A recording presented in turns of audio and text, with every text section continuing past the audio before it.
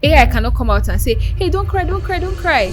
Hey, la la la. It really cannot do outside of its box. It's a machine at the end of the day. So there's just some, emotional attachment that comes with teaching that AI cannot do. The whole focus of AI is just to make work easy. I mean, it's a machine. It's not anything serious. It's just to make the work easy and not to take the job. We obviously cannot just produce China level of AI advancement in education here in Nigeria. Some parents will say that is the demon, that has 666, So I think that it should be introduced in bits. And apart from all of these learning activities, right, it's AI has also been integrated into administrative duties, like in schools. Now you can use AI to create scheduling, like to do timetables. I remember how in primary school or secondary school, then if you had the question, for some kids they will be self-conscious. Oh, I don't want to raise my hand up. What are they going to say?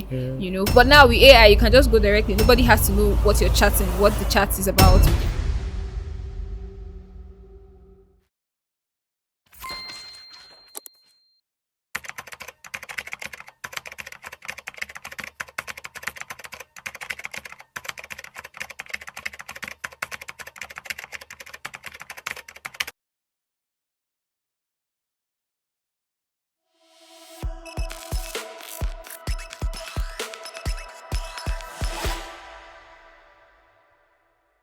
Hi guys, and welcome to Timeline, and today is a very special episode because today is the International Day of Education, and the focus or the theme for this year is AI and education, specifically talking under the topic of preserving human agency in a world of automation. I mean, today everything is becoming automated. My name is Paul, and with me here today is Felicity Godfrey. You're welcome to the bright lights of Timeline. Felicity. Thank you. It's nice to have Paul. you around. You look very beautiful. Thank you very much. It's I nice told to you be here too. I told you I liked your voice before, right? I don't remember, but thank you. But now I'm seeing it on camera that I like your voice. Okay, thank you on camera too. Exactly. So yes, today we'll be talking about the role of AI in education. It's really a lovely one, and I mean that AI has one way or the other been finding its way into several industries. Today we have AI in banking and finance. We have AI in tech. We have AI in education. We have AI in sports, AI in entertainment, AI here and there. And in case you don't know what AI is simply artificial intelligence. And we've always had them around one way or the other, but they've just been, on low key. But now they are more advanced than what we used to have. I mean, now we can now have AI even AI in security as well.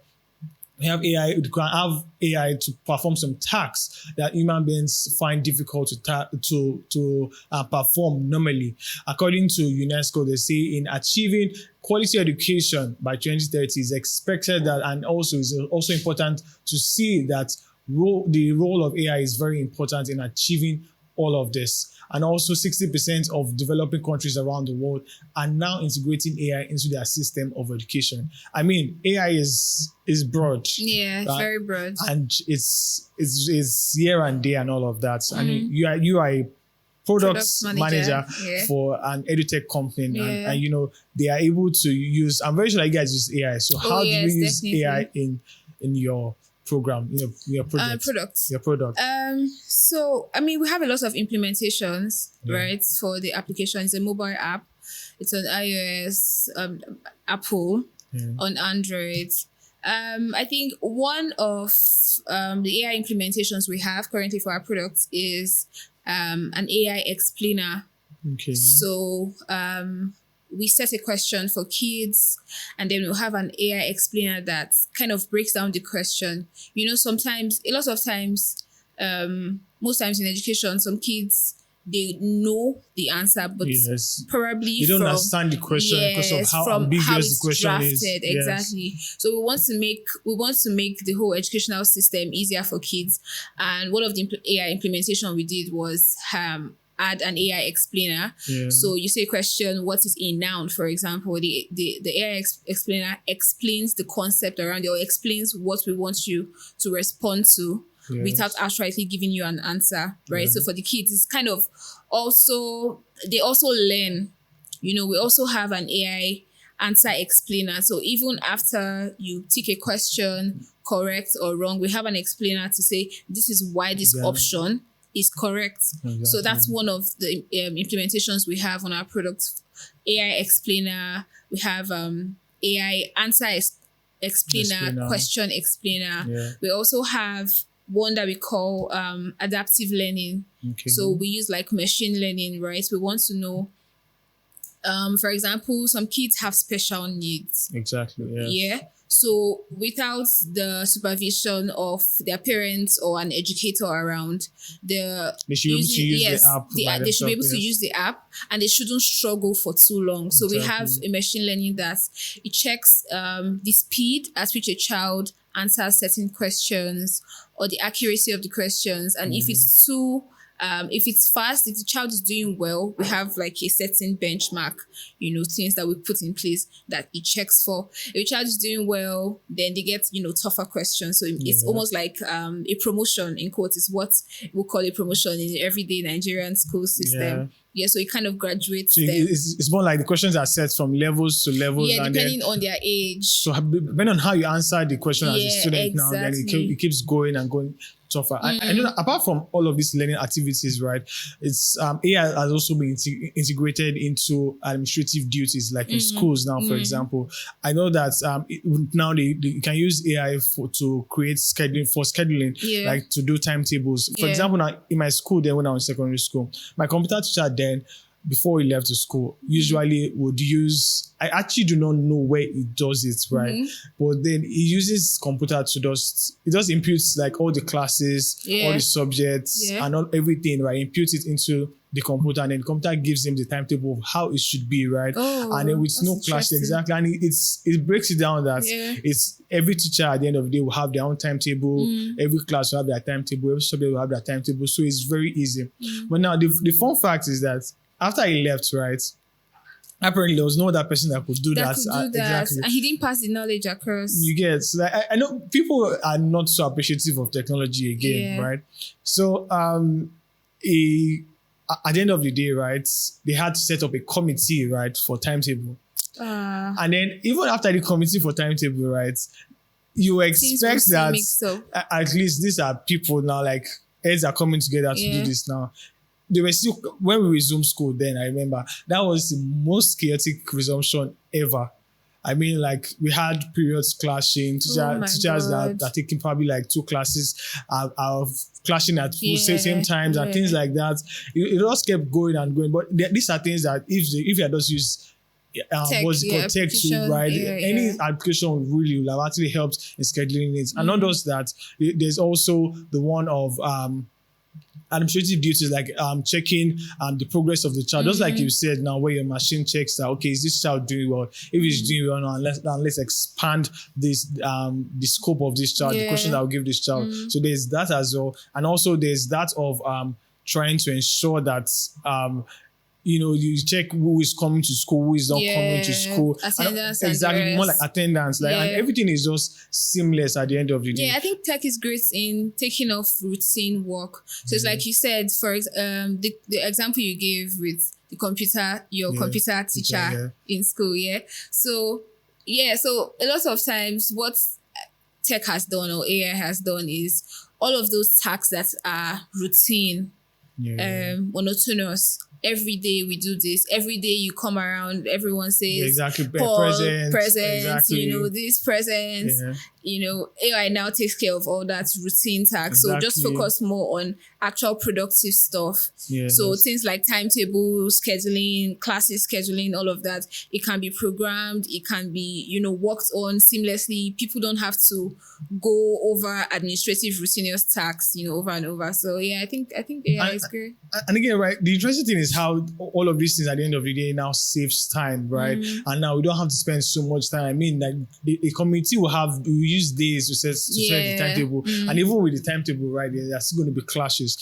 Another thing again is the ease of online learning, right? I mean, when I was in school, even back still in secondary school, there's sometimes I would go to the internet in search of a particular topic and things like that. And I remember there are sites like Khan Academy, and that will Khan always Academy. that will always have videos to explain some things, and it made learning for me very interesting. And also how like it's great also how you can tune it, right? Yes. Tune AI learnings for kids to fit specific age groups, to fit specific learning abilities. Yeah, so if there are children that are dyslexic, for example, they have issues assimilating, not as fast as the others. The great thing with AI and technology these days is you can actually tune it. It's like how I said, we have benchmarks that we check for.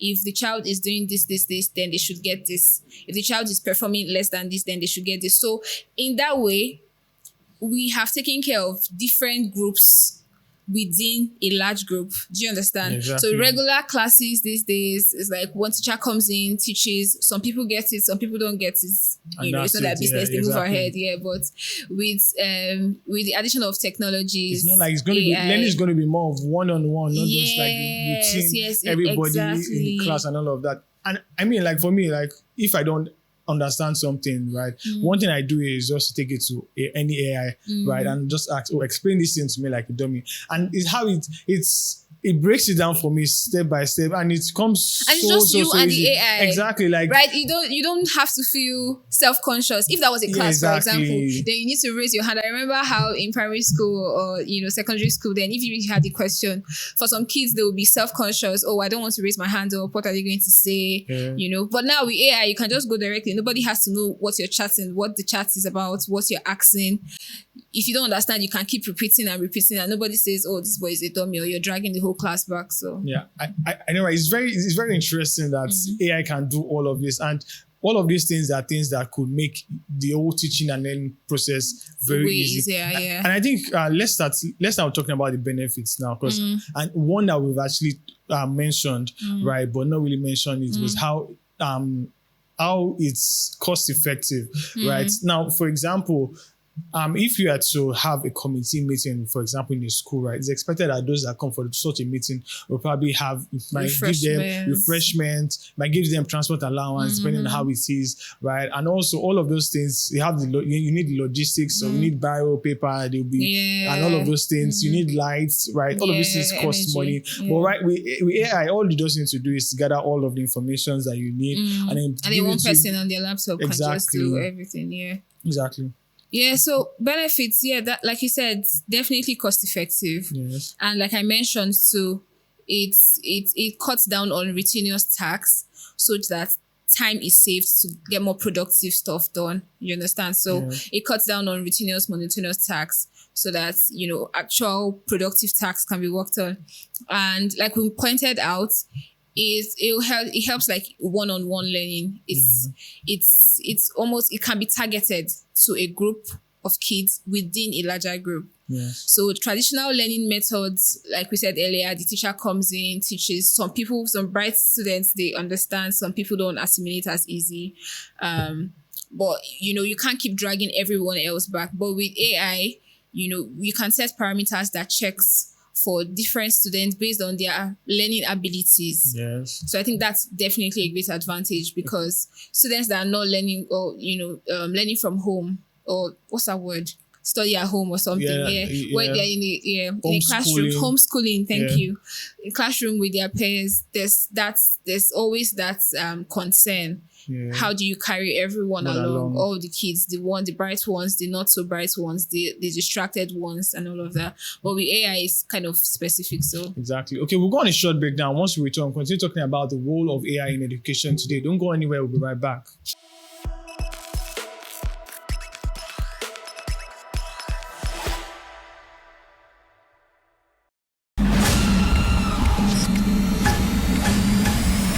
Hey everyone, let's face it, our world today experiences numerous challenges. And guess what? Our community isn't off the hook either.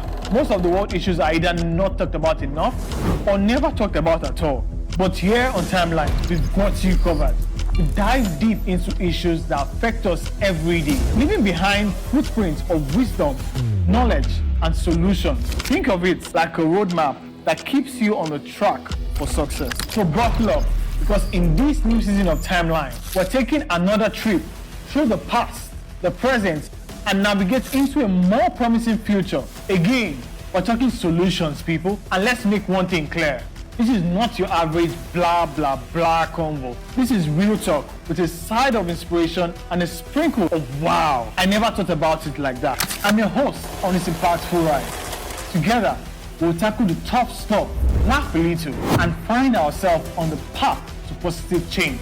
So what are you waiting for? Season 2 of Timeline will be loaded. Let's get started. Hop in and let's drive straight into the heart of issues shaping our world. Let's go. Oh, one more thing. Hit that subscribe button and let's take this ride together.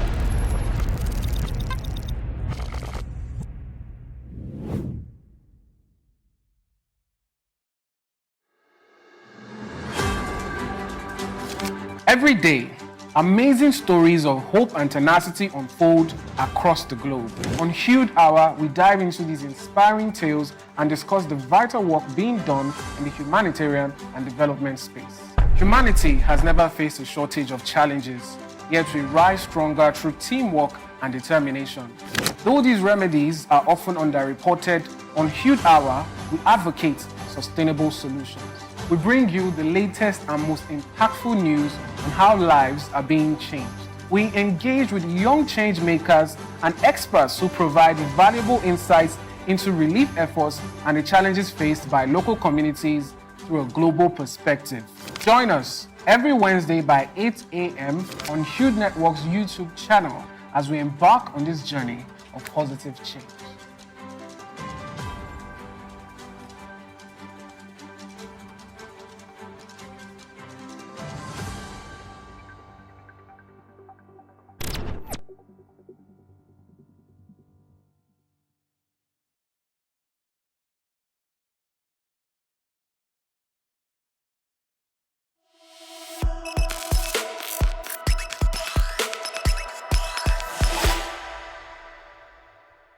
Yeah, welcome back. This is the Timeline, and today we're celebrating an International Day of Education with the focus on AI and also education. And under that, we're discussing today the role of AI in education. What are those roles that AI has to play? And we've mentioned a few. And that benefits that I see, right, is also how it advanced the learning process. Like just like you said, now I'm writing an exam and I don't understand a question, right? Yeah. AI is able to explain to me what the question means, and now I understand the question, and then I'm able without to without giving you the answer. Without giving me the answer. Apart from that, I remember when I was in school, right? One of the reasons why I loved chemistry then was because we had this interactive board in the class where we could see it was not just our teacher now drawing things on the board, but sometimes we watch videos, things that are relatable, things that we've even done probably in the past, right? We'll now see it happen like right there. And then you understand the chemistry behind it. Exactly. Then it now brings more understanding on the subject matter to us. And so all of these things, they try to it's also builds the interest of the students in also learning. Because I remember then, nobody, even those that used to miss class then, right, they will always want to come to class because of the interactive board, just to see how it works and things like that. I think with time, the school actually ensured that all of the labs that we had started using interactive boards. And apart from that, again, it also talk about the efficiency. Yeah.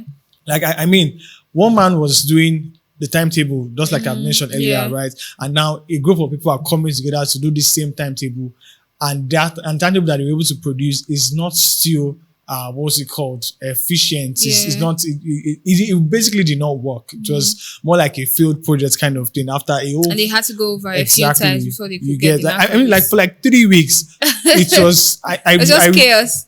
I'm serious, serious chaos. Because I remember vividly, and then in my school, once we resume, we go straight into the class. Into learning. So you could have just one class a day when on the timetable is all filled up, right? And that's because the teacher is in one place and all of that, right, really affected the learning process at the end of the day. So now what are the challenges that we have in our world today or probably the fears and especially with ethics and AI in education today?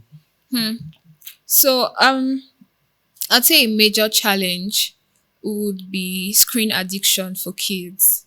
Right, because we keep saying AI, but AI, you can't manufacture AI out of thin air. It can't be paper. You see, I like how you say yes. Yes, because with technology, This is possible. we can just say, hey Siri, oh hey Like, I mean, Alexa, there's this do glasses this. now that I could wear, and that's no screen. Yeah.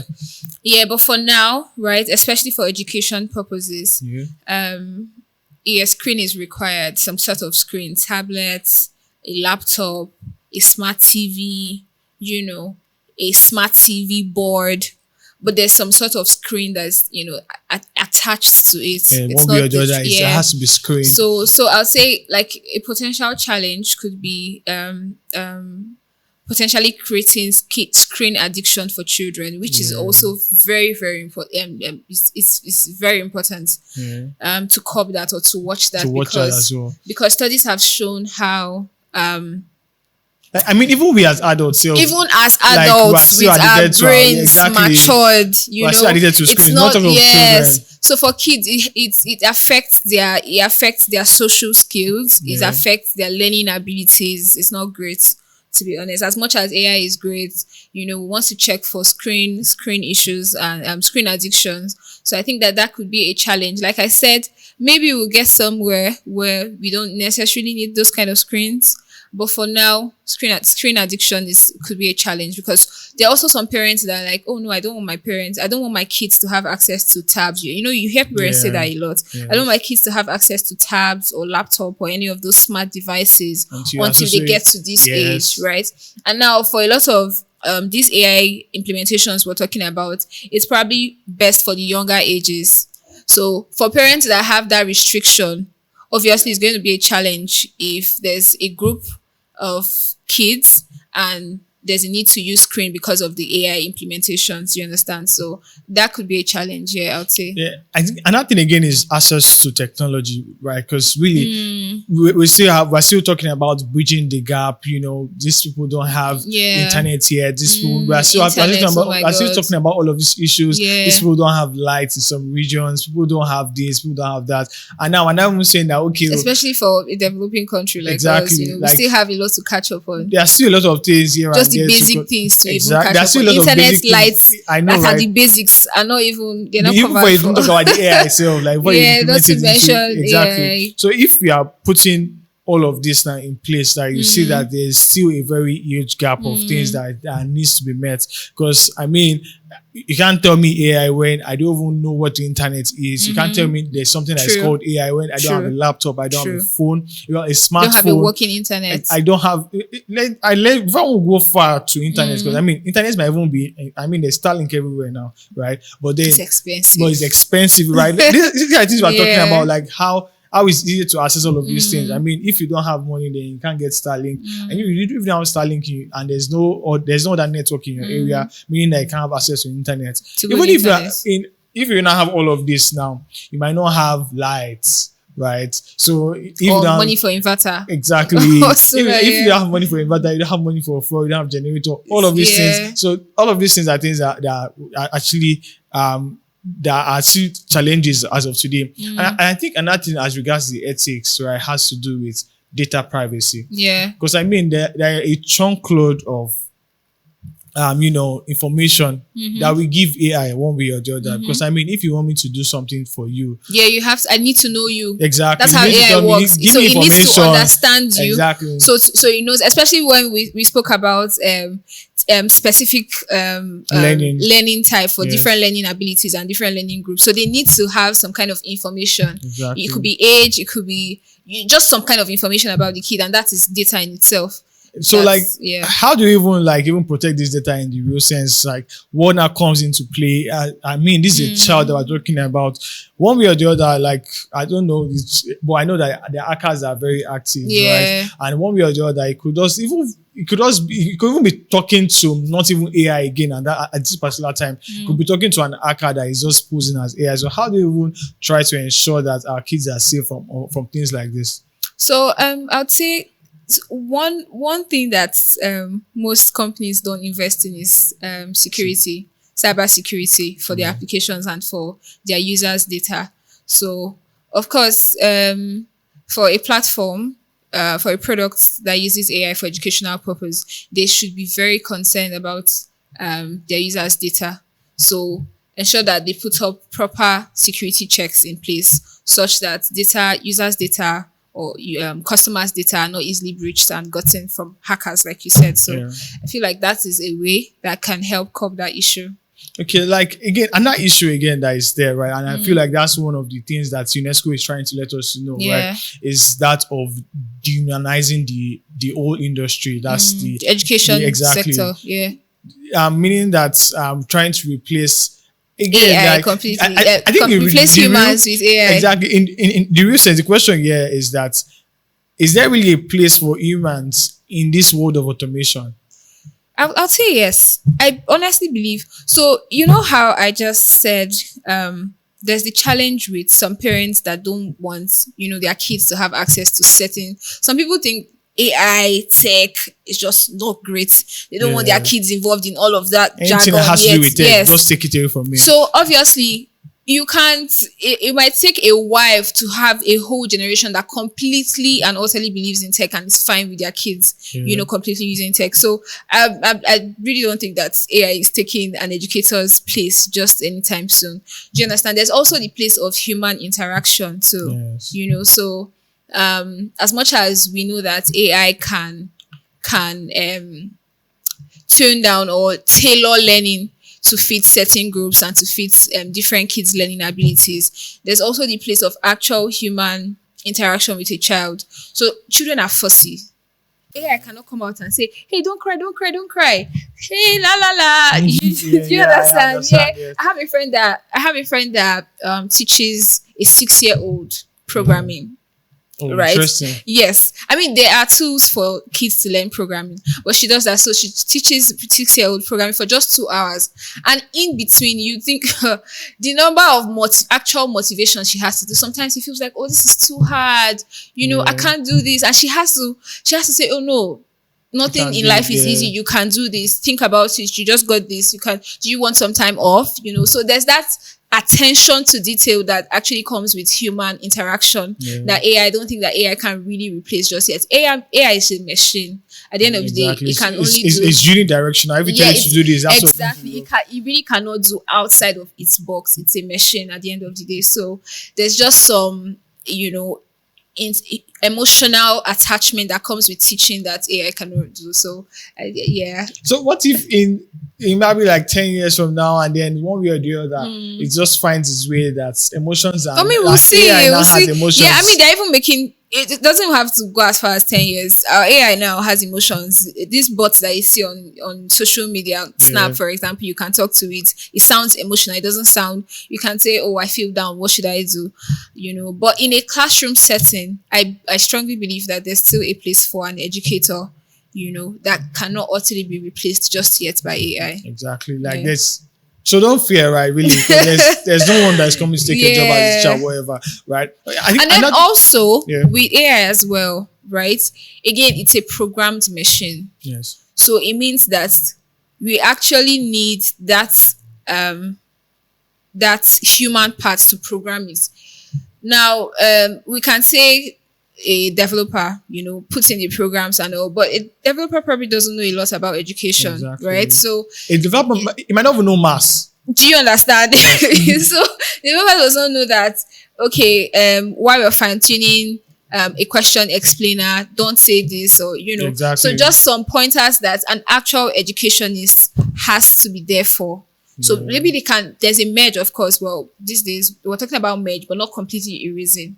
Okay. There'll be like a balance between human so it's more like finding ourselves in the middle just to ensure that everybody has a role to play at the end of the day. Like, I mean, the whole focus of AI is just to make work easy. I mean, it's a machine. It's not anything serious. It's just to make the work easy and not to take the jobs. That's what AI is out there for.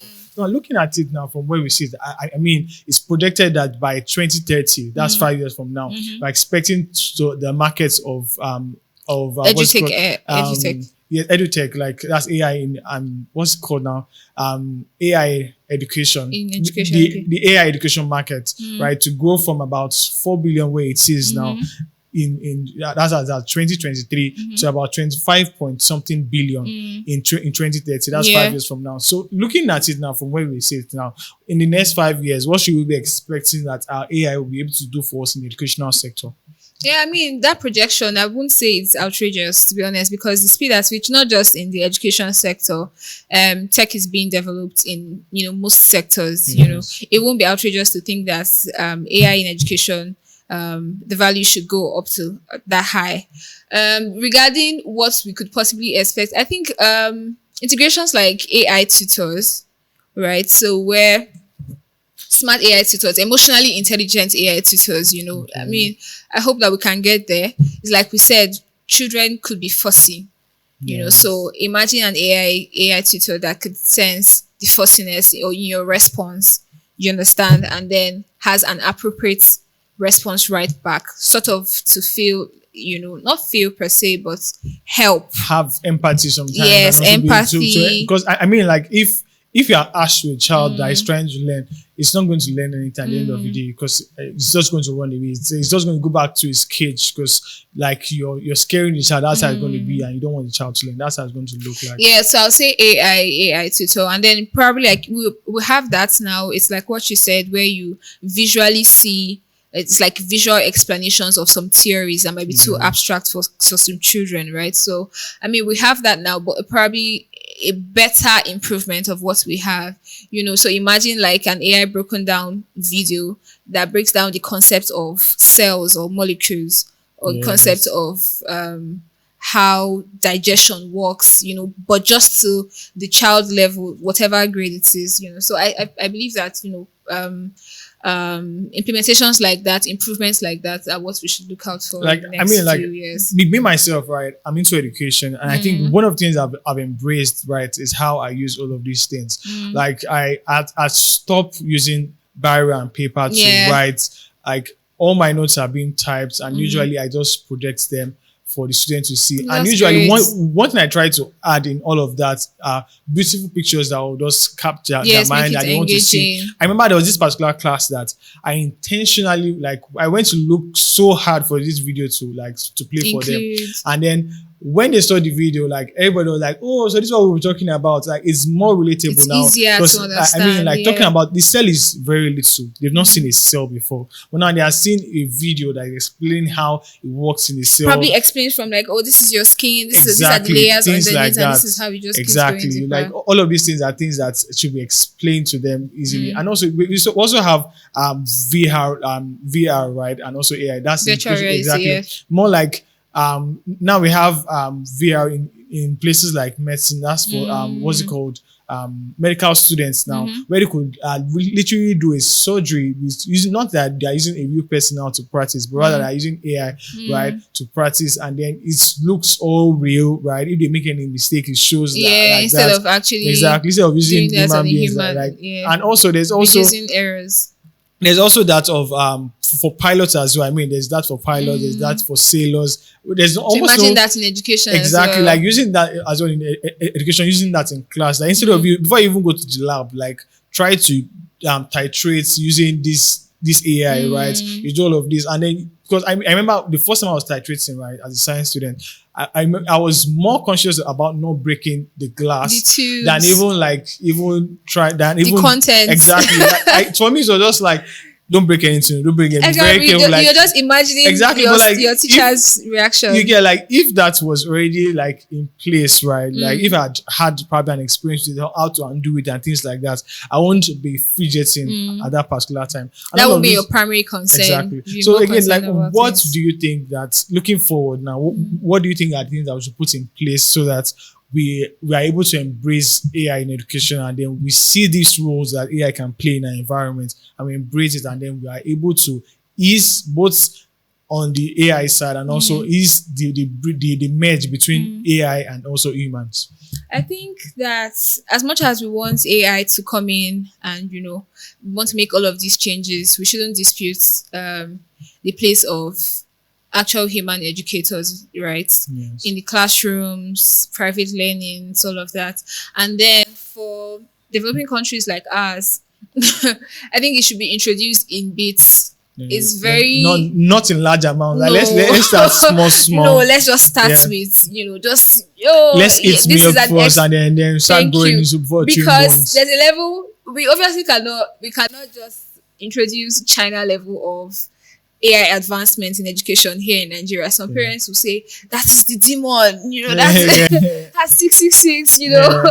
So I think that it should be introduced in bits, right? So depending on if it's a school, if it's a software product, it should be introduced in bits. It's called incremental changes. Exactly. So for and, us, and then gradually now yes. we'll just start increasing how more like bit by bit. For I'm giving you just 2 bits so a you week, see, and so then the now parents are increase it. comfortable, and then it's also great to track progress. So one thing that we do in the company that I work at Aplatch is, so there's this thing we give the kids. It's called the baseline assessment. They have to take the baseline assessment first. So we see that, okay, when you started using this app, This is where this is where you were, right? And then after 6 months, they take another baseline assessment, and then we see, is our application actually helping the child? Do you understand? All of these integrations, these AI explainers, question explainer, video explainer, all of that, are they still at the same point? Do you get, or is there a progress? So obviously, in countries like ours, where we need to, like I said, introduce changes in bits, if parents see the progress, if parents actually see that, oh, technology or AI is helping my child, every parent wants the best for their child, then they'll be more open to accepting better or huger AI changes. Okay, so just because you mentioned that now, like, do you have users from Nigeria with your products? Oh using yeah, your products? a lot. Yeah, we have a lot of Nigerian users, UK, US, Canada. We have a lot of parents here that use our products. Any other African country? Yeah, we have Ghana. We have a lot of users in Ghana. We also have some users in Rwanda. I think South Africa as well. But in Nigeria, we have a lot of users. Yeah, a lot. Nigeria, in Ghana, even our users from other countries, most of them are Nigerians as well. So okay, that's nice, actually. I think that's all we're able to take. I mean, it was a lovely episode. I really enjoyed it. Thank you. I'm one that actually embrace AI so much. Like, come on, this guy is not here to take my job. Just caution. Exactly, that's the thing. Actually, that's now the risky thing. I'm embracing with caution. Yeah. And it's very interesting because it just makes everything easy. Like things that you probably have spent hours doing. It helps you do. That's actually one great thing about exactly. AI. So I mean, instead of me, I could just focus on other things and then tell you to do this thing and then get my results. Use the results to probably complete what I'm doing and things like that. More productive exactly. Stuff, Is the end goal at the end of the day is to be productive and to ensure that everyone is able to get quality education around the world. That's the goal. My name is Paul, and with me here was Felicity Godfrey. Exactly. Thank you, Paul. Thank you for coming around. Yes, it's been a lovely episode. Don't forget to like, share, and also subscribe to our YouTube channel. Don't forget to share and also spread the word that AI are not coming to take our jobs. Rather, they are here to help and also ensure that everything is done with ease. My name is Paul. Bye for now.